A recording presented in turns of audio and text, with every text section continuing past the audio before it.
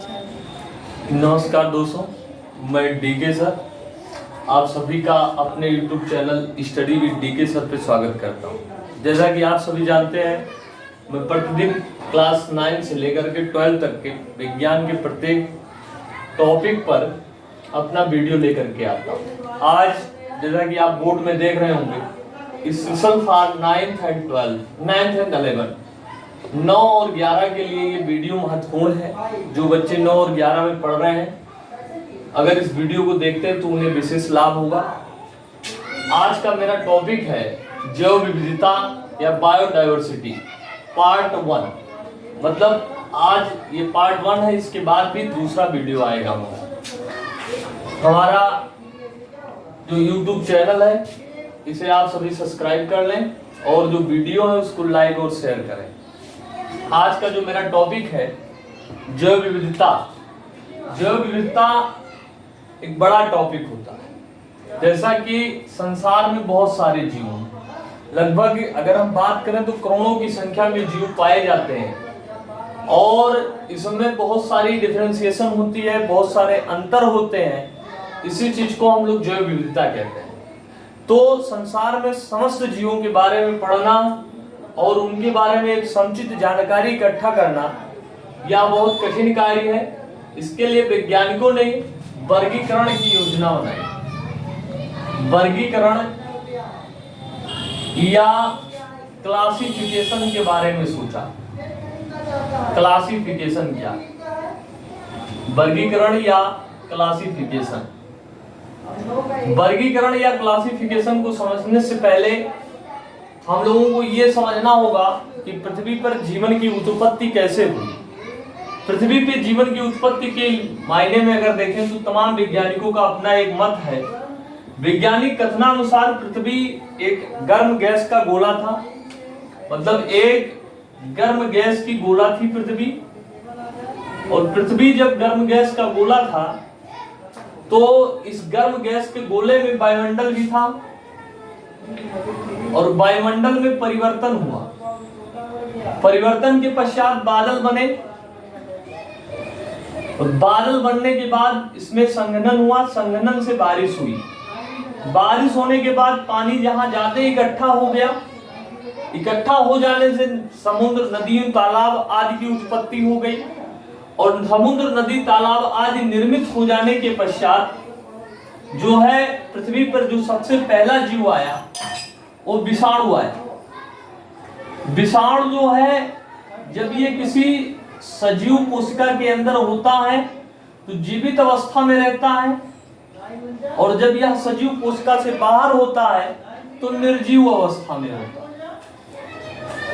इसलिए हम लोग वायरस को कनेक्टिंग लिंक समझते हैं। मतलब वायरस जो है ये सजीव और निर्जीव के बीच की संयोजी कड़ी है। मतलब ये सजीव में भी पाया जाता है, इसकी सजीव के भी लक्षण होते हैं और निर्जीव के भी लक्षण होते हैं। इसलिए वायरस को हम लोग कनेक्टिंग लिंक समझते हैं। कनेक्टिंग लिंक है किसके किसके बीच की? यह लिविंग और नॉन लिविंग के बीच की, लिविंग एंड नॉन लिविंग के बीच की क्या है? कनेक्टिंग लिंक है। मतलब सजीव और निर्जीव के बीच की कड़ी है।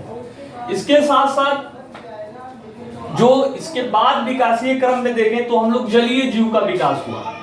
कोई जलीय जीव बना और जब जलीय जीव कोई भी जीव होता है तो निरंतर उसमें विकास की गति चलती रहती है। जलीय जीव कभी कभी तालाब के किनारे या समुद्र के किनारे आ जाते थे, स्थल के समीप आ जाते थे। तो इन जलीय जीवों के कारण जलीय जीवों से उभयचर का विकास हो गया।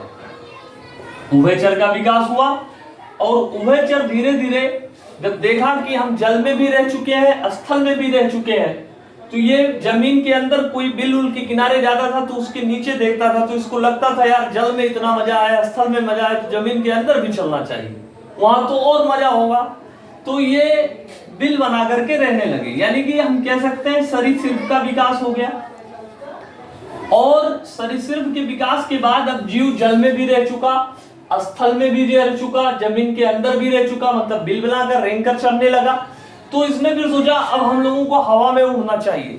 यानी फिर इसमें लगातार कई परिवर्तन के पश्चात पक्षी का विकास हुआ, पक्षी का विकास हुआ, और पक्षी के विकास के साथ साथ फिर स्तनधारी का विकास हुआ। मतलब अगर पृथ्वी के जीवों के विकास का क्रम देखें हम लोग, तो जलीय जीव को अगर हम लोग फिशेज मान लें, तो सबसे पहले समझिए फिशेज का विकास हुआ, यानी मछलियों का विकास हुआ, यानी जलीय जीव का विकास हुआ। फिर उसके बाद उभयचर, उभयचर को एम्फीबियन कहते हैं, एम्फीबियन का विकास हुआ। और एम्फीबियन के विकास के पश्चात सरीसृप या रेप्टाइल्स का विकास हुआ, और रेप्टाइल्स के विकास के पश्चात बर्ड्स का विकास हुआ, और बर्ड्स के विकास के पश्चात मैमल्स का विकास हुआ। अगर इसे याद करने में बच्चों को समस्या हो रही है, तो इसके लिए कुछ शॉर्ट ट्रिक है जिसे हम शॉर्ट ट्रिक में याद कर सकते हैं। ट्रिक में अगर इसको याद करना चाहें तो हम ट्रिक में इसके लिए क्या कर सकते हैं, फिशेज का पहला लेटर ले लें यफ, और एम्फीबियन का एक लेटर ले लें ये, आर ले लें, बी ले लें और एम ले लें। अब इसे अगर हम याद करें तो हम एफ से बना सकते हैं फादर, आर से ऑफ, आर से राम, और बी से बिहारी, और यम से मिश्रा। मतलब अगर हमें फादर ऑफ राम बिहारी मिश्रा याद है, तो इस क्रम में अगर हम याद करें तो जीवों के विकास को याद कर सकते हैं कि पहले फिशेज यानी जलीय जीव आया, फिर एम्फीबियन उभयचर आया जो जल स्थल दोनों पे रह सकता है, आर से राम या राम से रेप्टाइल, रेप्टाइल माने सरीसृप, इसी तरीके से बी से बिहारी, बी से बर्ड्स, एम से मिश्रा और एम से मैमल्स। मतलब इसके क्रम को अगर हम देखें तो फादर ऑफ राम बिहारी मिश्रा अगर याद है तो इसको हम एक्सप्लेन कर सकते हैं कि पृथ्वी पर सबसे पहले जलीय जीवों में कौन आया, फिशेज आई, फिर सरीसृप आया, फिर रेप्टाइल्स आए, फिर बर्ड्स आए, फिर मैमल्स आए। तो ये तो था विकासीय क्रम इनके बारे में, और इनमें बहुत सारे डिफरेंशिएशन था। तो वर्गीकरण इसलिए किया गया कि भाई हम संसार में पाए जाने वाले समस्त जीवों के बारे में तो पढ़ नहीं सकते हैं, संसार में पाए जाने वाले समस्त जीवों को पढ़ने के लिए बड़ी दिक्कतें होंगी, तो वर्गीकरण जरूरी है। तो वर्गीकरण के लिए सबसे पहले एक वैज्ञानिक है जिसका नाम है Carolus Linnaeus, Carolus Linnaeus. Carolus Linnaeus ने क्या किया, संसार में पाए जाने वाले समस्त जीवों को, जितने भी जीव पाए जाते हैं, कैरोलस लीनियस ने उन सारे जीवों को दो वर्गों में बांट दिया। यानी संसार में पाए जाने वाले समस्त जीवों को कैरोलस लीनियस ने दो जगत में बांटा, दो जगत, या इसको हम कह सकते हैं टू किंगडम। क्या कहेंगे, टू किंगडम, दो जगत या टू किंगडम कहते हैं। इसके बाद त्रिजगत आया, तीन जगत, और तीन जगत के बाद फिर चार जगत आया, चार जगत के पश्चात पांच जगत आया, यानी पांच जगत में बांटा गया। अब इसमें देखिए, जो कैरोलस लीनियस थे संसार में पाए जाने वाले सारे जीवों को दो जगत में बांट दिया कि भैया संसार में जो भी पाए जाते हैं उसमें एक जंतु रहेगा और दूसरा जो रहेगा वो पादप रहेगा।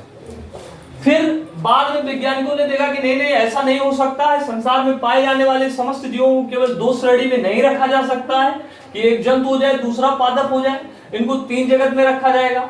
फिर कुछ वैज्ञानिक आए कहने ये जो तीन जगत है ये भी नहीं सही है, चार जगत में रखा जाए। चार जगत का मामला भी फेल हो गया। तो बाद में लास्ट में कौन आते हैं, आर.एच. व्हिटेकर, एक वैज्ञानिक है जिसका पूरा नाम क्या है, आर.एच. व्हिटेकर। और आर.एच. व्हिटेकर ने क्या किया, पांच जगत प्रणाली लाया, और पांच जगत प्रणाली जो है ये सर्वमान्य प्रणाली है। पांच जगत के अनुसार संसार में पाए जाने वाले जीवों को पांच जगत में बांटा जाता है, जिसमें पहला है मोनेरा, मोनेरा, दूसरा प्रोटिस्टा,